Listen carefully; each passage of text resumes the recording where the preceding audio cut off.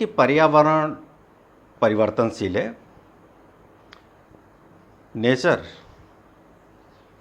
Change into law of the nature, यानी परिवर्तन प्रकृति का नियम है और पर्यावरण परिवर्तनशील है, जबकि मानव क्रियाशील है। अतः मानव भूगोल वह विज्ञान है जो तीव्रता से बदल रहे पर्यावरण और क्रियाशील मानव की क्रियाओं और प्रतिक्रियाओं का अध्ययन है। पृथ्वी पर जितना भी महत्व पर्यावरण का है, उतना ही भौगोलिक तत्वों में मनुष्यों का भी है।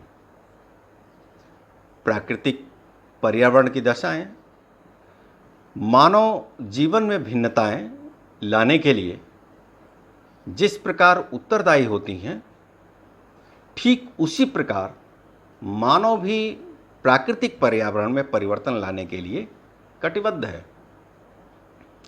अतः फ्रेडरिक रैटजेल ने कहा है, यहाँ ध्यान दिलाना चाहूँगा आपका कि फ्रेडरिक रैटजेल, जिनको मानव भूगोल का जनक कहा जाता है, उन्होंने एक किताब लिखा था एंथ्रोपोजियोग्राफिक, और उन्होंने कहा कि मानव भूगोल के दृश्य सर्वत्र वातावरण से संबद्ध है जो भौगोलिक दशाओं का योग होता है।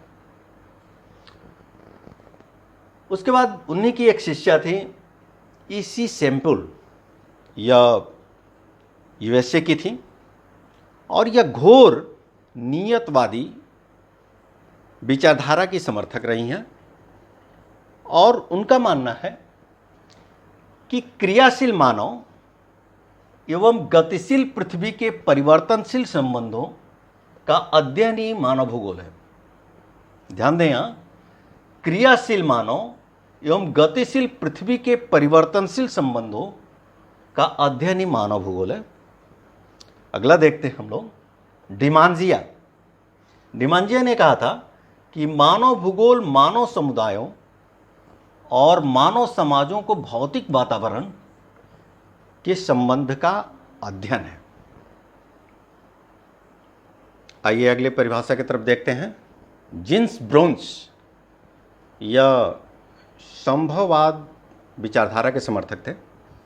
उन्होंने मानव भूगोल के संबंध में लिखा है कि मानव भूगोल उन सभी तथ्यों का अध्ययन है जो मानव के क्रियाकलापों से प्रभावित है और हमारे ग्रह के धरातल पर घटित होने वाली घटनाओं में से छांटकर एक विशेष श्रेणी में रखे जा सकते हैं। उसके बाद हंटिंगटन ने कहा था कि मानव भूगोल को प्राकृतिक वातावरण तथा मानवीय क्रियाकलापों एवं गुणों के संबंध के स्वरूप और वितरण के अध्ययन में परिभाषित किया जा सकता है। व्हाइट एवं रेनर के अनुसार मानव भूगोल अनुपम क्षेत्र एवं संसाधनों की व्यूह रचना का अध्ययन है। डेविस को एक आर्म चेयर ज्योग्राफर भी कहा जाता है, क्योंकि वह क्षेत्रों का ज़्यादा भ्रमण न करके ज़्यादा से ज़्यादा वह अपने अध्ययन के अनुसार उन्होंने बहुत सारे सिद्धांत दिए। उन्होंने कहा था मानव भूगोल के संदर्भ में कि मानव भूगोल मुख्यतः प्राकृतिक वातावरण और मानव कार्यकलाप दोनों ही पारस्परिक संबंध और उस संबंध के परिणाम के पार्थिक स्वरूप की खोज है अथवा प्राकृतिक वातावरण के नियंत्रण को उनके आधार के रूप में सिद्ध करने का प्रयास है।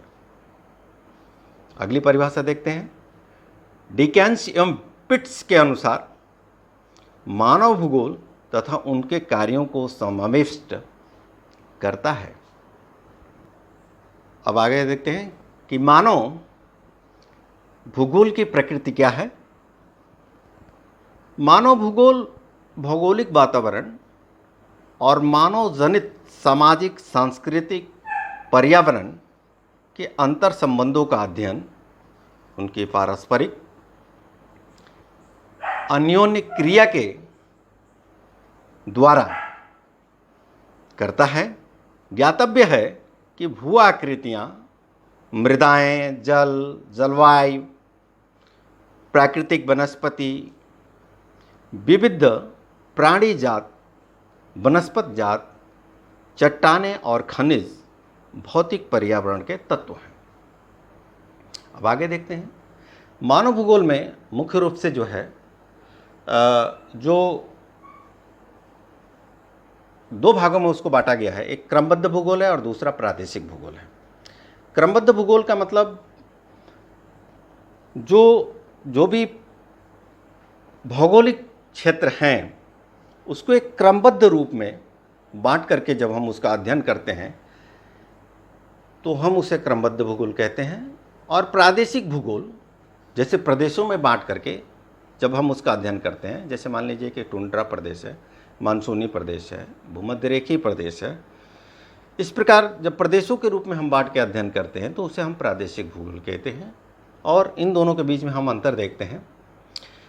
क्रमबद्ध भूगोल में किसी प्रदेश में एक विशिष्ट भौगोलिक तत्व का अध्ययन होता है, जबकि प्रादेशिक भूगोल में किसी प्रदेश के सभी भौगोलिक तत्वों का एक इकाई के रूप में अध्ययन किया जाता है।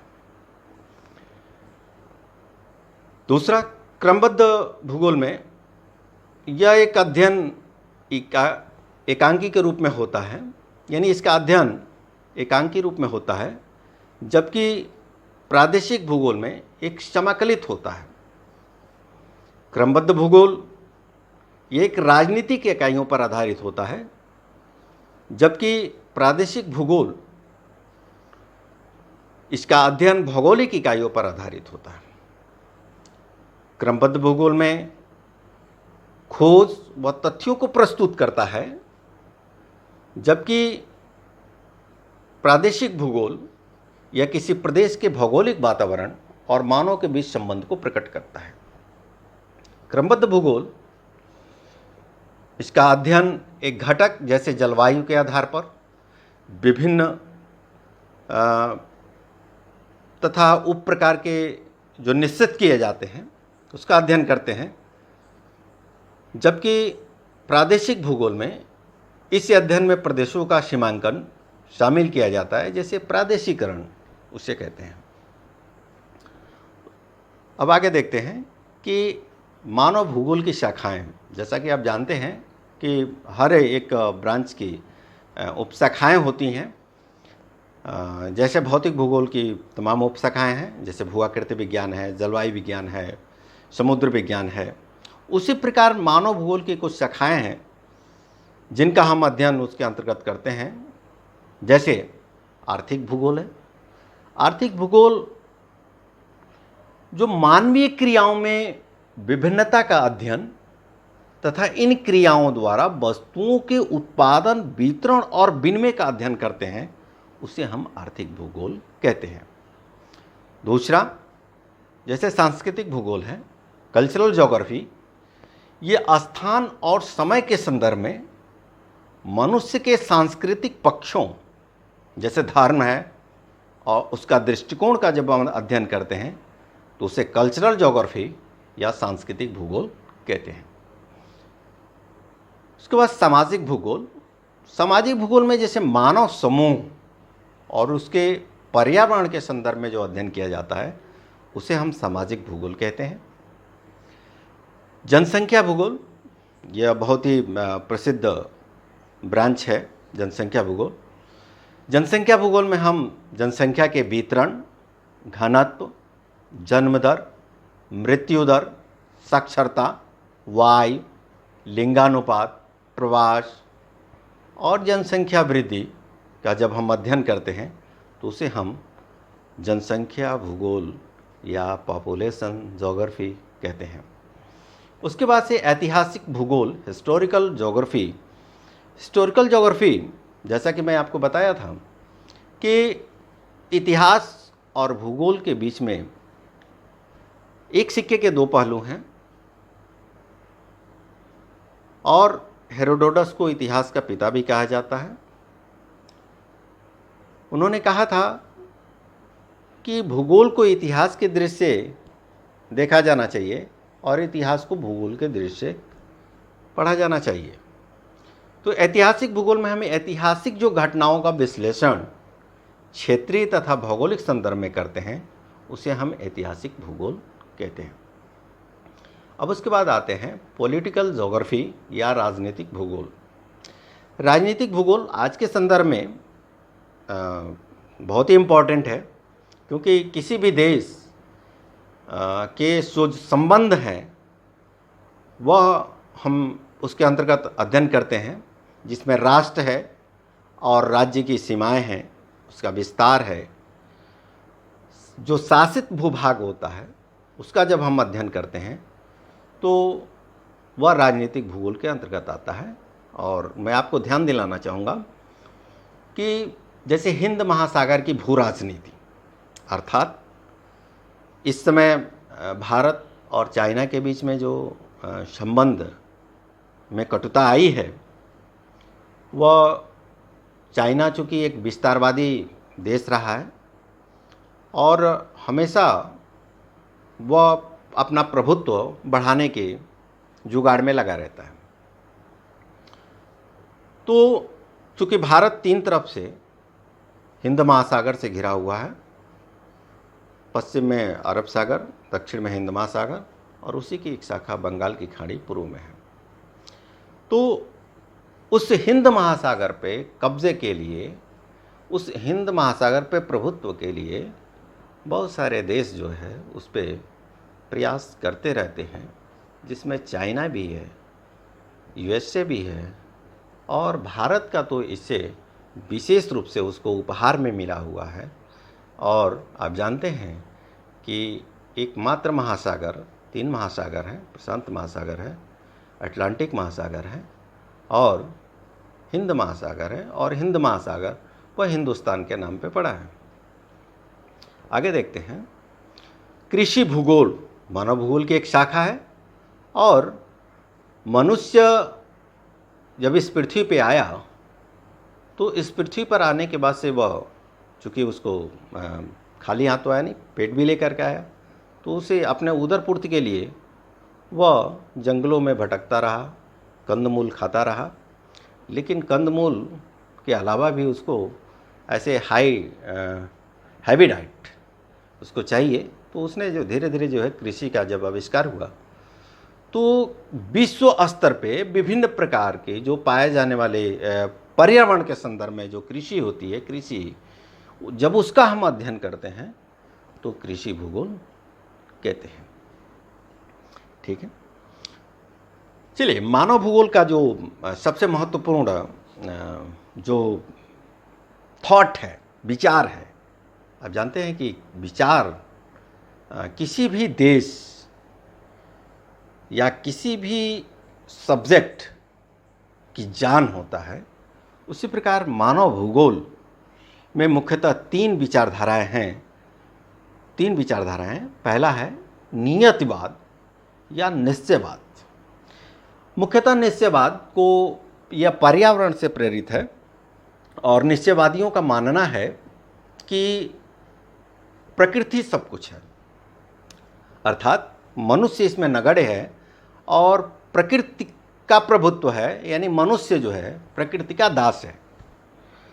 इसको मानने वाले जो विचारक रहे हैं वो प्राचीन यूनानी और रोमन विद्वान रहे हैं, जिसमें हिप्पोक्रेटस हैं, अरस्तु हैं, हेरोडोटस हैं, अल इदरीसी हैं, कांट, हम्बोल्ट, रिटर और यूएसए की जो जोग्राफर मारी सेम्पुल, उन्होंने पर्यावरण को प्रमुखता से मनुष्य के ऊपर एक प्रमुखता से रखा। जैसा कि उनकी आप परिभाषा में भी देख सकते हैं, मानव भूगोल की जो उन्होंने परिभाषा दिया कि मानव भूगोल क्रियाशील मानव एवं गतिशील पृथ्वी के परिवर्तनशील संबंधों का अध्ययन ही मानव भूगोल है। इसको हम थोड़ा सा और बेहतर तरीके से आपको बताना चाहेंगे, क्योंकि इनकी जो परिभाषा इतना वो प्रभावित थे कुमारी सेम्पुल महोदया, कि उन्होंने कहा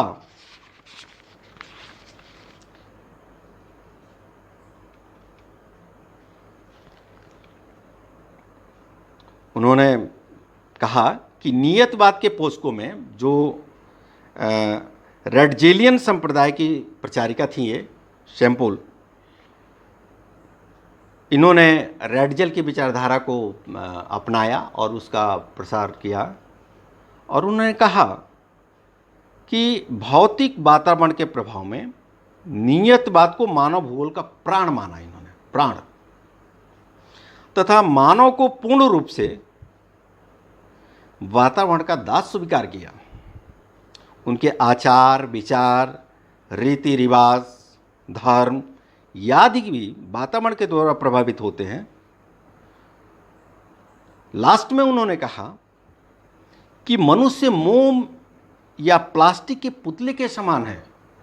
ध्यान दीजिए, मनुष्य को उन्होंने मोम और प्लास्टिक के पुतले के समान माना, जिस पर वातावरण का भरपूर प्रभाव पड़ता है तथा वह उसी तरह अपने को परिवर्तित कर लेता है। अर्थात उन्होंने मनुष्य को नगण्य माना और प्रकृति जैसे एक माँ अपने बच्चे को जन्म देती है, उसका पालती पोसती है और उसमें विभिन्न संस्कार डालती है, उसी प्रकार कुमारी शैम्पूल ने कहा कि प्रकृति जो है मनुष्य को पालती है, पोसती है, उसके आचार विचार सब पे अपना प्रभाव जो है डालती है। अगला विचारधारा हम देखते हैं संभववाद, जो संभववादी मुख्य रूप से यह फ्रांसीसी विचारधारा थी और उसमें मुख्य रूप से जो संभववाद शब्द का जो प्रयोग था उसने फैब्रे ने किया था।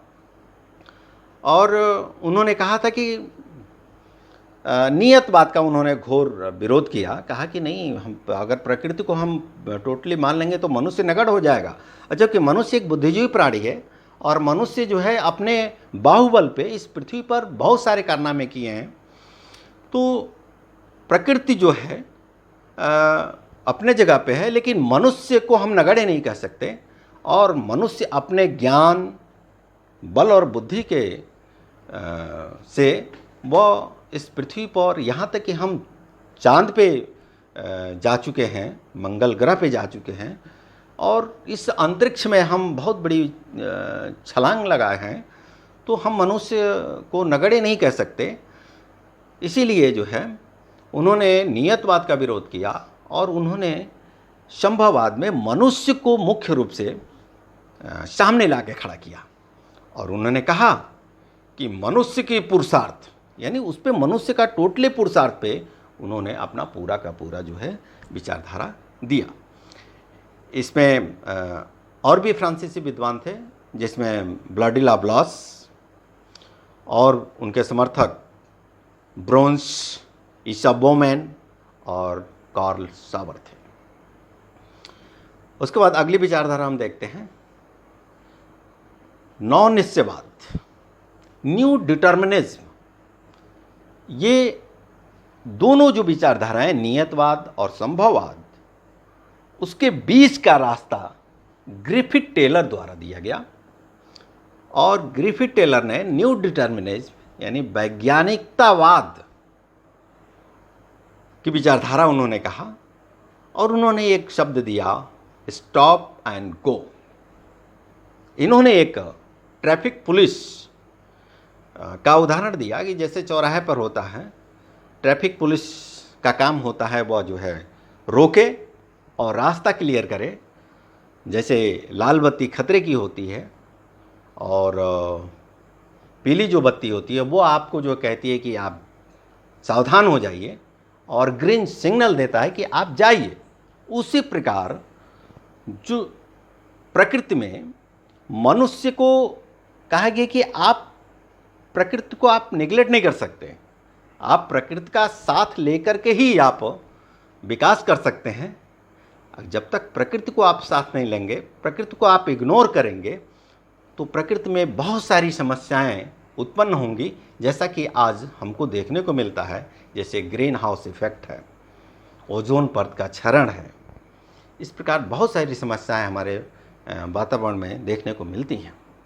तो तीसरी जो विचारधाराएं आई वह नॉन निश्चयवाद की आई और इसको ग्रिफिथ टेलर ने दिया था। और उन्होंने कहा कि रुको और जाओ नौ निश्चयवाद। इसको वैज्ञानिक निश्चयवाद भी कहा जाता है। इस प्रकार मानव भूगोल की ये 3 मुख्य विचारधाराएं हैं, और इन 3 मुख्य विचारधाराओं में जो भूगोल के तमाम विद्वान हैं वो तीनों विचारधाराओं में अलग अलग अपनी विचारधाराएं प्रस्तुत किए। तो आज पहला चैप्टर आपका जो है समाप्त होता है। Thank you.